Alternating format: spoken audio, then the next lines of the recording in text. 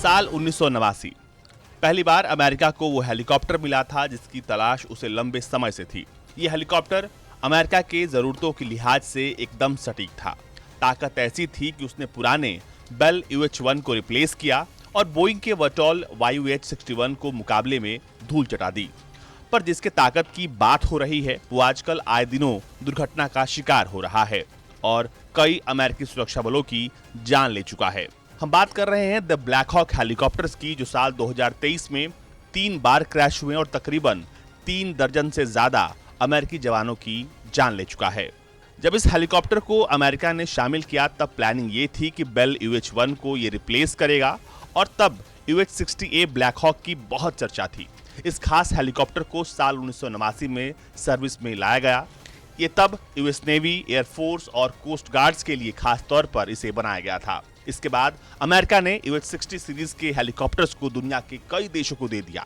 इस हेलीकॉप्टर ने Afghanistan, Iraq, Somalia, Balkan, Grenada, Panama और कई मिडिल ईस्ट इलाकों में ऑपरेशंस के दौरान अपना लोहा मनवाया। अमेरिकी आर्मी के मुताबिक इस हेलीकॉप्टर की क्षमता थी वो इसे सबसे अलग बनाती थी। अमेरिकी आर्मी की वेबसाइट के मुताबिक ये लिखा गया है कि ये ब्लैक हॉक जो है वो बहुत तेजी से बैटल स्पेस में मूव करते हैं और इनका जो इम्पैक्ट है वो सबसे ज्यादा है, यानी क्विक रिएक्शन टीम के तौर पर ये काम करते थे। ये किसी भी टिपिकल वेदर कंडीशंस में आसानी से काम कर लेते थे। साथ ही साथ ये 11 लोगों को एक साथ ले जाने में सक्षम था, जिसमें एक पूरी इन्फेंट्री या कह ले कि स्क्वाड जो है वहां पर तैनात रहती थी। इस एयरक्राफ्ट का जो सिस्टम था वो सबसे अहम था। यह हेलीकॉप्टर पूरी तरीके से आर्मर्ड भी था। इसके साथ ही इसका जो डिजाइन था वो इसे और भी खास बनाता था। इसका डिजिटल नेटवर्क जो है इसे बेहतर रेंज और लिफ्ट करने की क्षमता देता था। साथ ही साथ इसके साथ मैनूवर करने में आसानी होती थी अमेरिकी मरीन्स को। इस हेलीकॉप्टर में air assault, command and control, general support और एरो मेडिकल इवैक्यूएशन की क्षमता थी।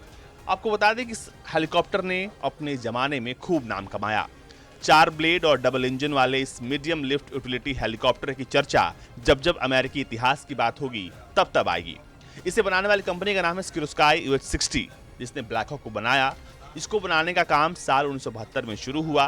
तब से लेकर अब तक ये अपना लोहा पूरी दुनिया में मनवा रहा था, लेकिन हाल ही में ये इतनी बार क्रैश हुआ कि इसको लेकर सवाल उठने लगे। दरअसल कहा यह जाता है कि UH-60 का जो मिलिट्री क्रैश करने का जो इतिहास है वो बहुत पुराना है।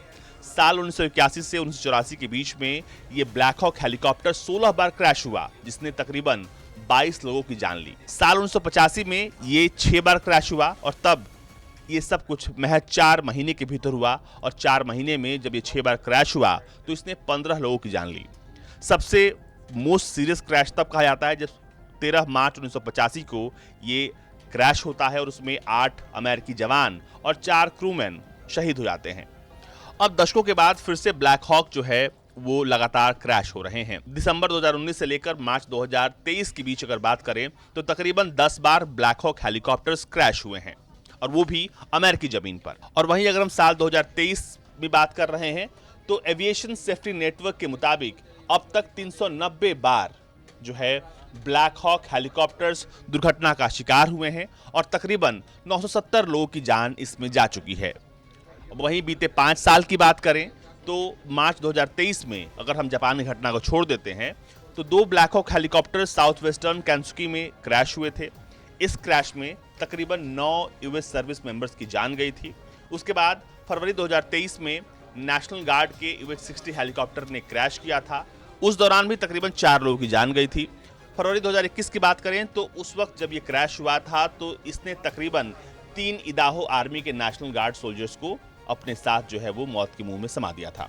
जनवरी 2021 की बात करें उस दौरान भी जब ये क्रैश हुआ था तो तकरीबन 3 सोल्जर्स जो थे जो इस पे ऑन बोर्ड थे वो इस दुर्घटना में अपनी जान गंवा चुके थे। उसके बाद नवंबर 2020 की बात करें तो जब UH-60 black Hawk helicopter crash हुआ, ये सब कुछ हुआ था इजिप्ट में।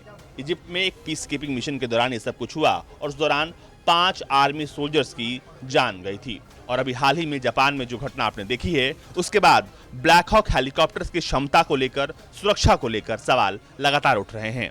ब्यूरो रिपोर्ट, भारत तक।